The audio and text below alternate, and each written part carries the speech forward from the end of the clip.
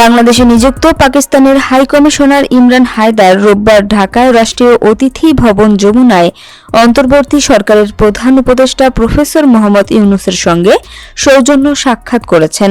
সাক্ষাৎকালে উভয় পক্ষ বাণিজ্য, বিনিয়োগ ও বিমান চলাচলের ক্ষেত্রে সহযোগিতা বৃদ্ধির পাশাপাশি সাংস্কৃতিক, শিক্ষামূলক ও চিকিৎসা খাতের পারস্পরিক বিনিময় সম্প্রসারণের ওপর গুরুত্ব আরোপ করেন। এর মাধ্যমে দুই দক্ষিণ এশীয় দেশের দ্বিপাক্ষিক সম্পর্ক আরও মজবুত করার উপায় নিয়ে আলোচনা করা হয়।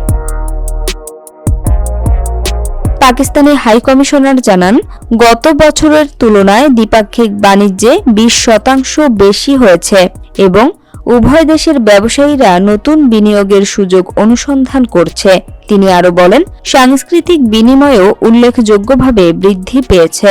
বিশেষ করে বাংলাদেশের শিক্ষার্থীরা পাকিস্তানে উচ্চশিক্ষার সুযোগে আগ্রহী, বিশেষত চিকিৎসা বিজ্ঞান, ন্যানো টেকনোলজি ও কৃত্রিম বুদ্ধিমত্তা ক্ষেত্রে।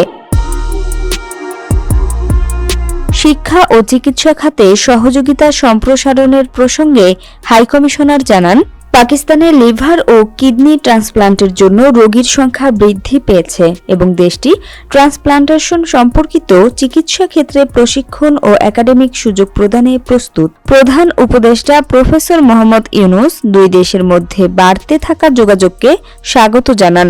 তিনি জোর দিয়ে বলেন যে, সফর, সাংস্কৃতিক, শিক্ষামূলক সহযোগিতা বৃদ্ধি এবং জনগণ পর্যায়ের যোগাযোগ বাড়ানো গুরুত্বপূর্ণ, বিশেষত সার্ক সদস্য দেশগুলোর মধ্যে সাফল্য অর্জনের জন্য।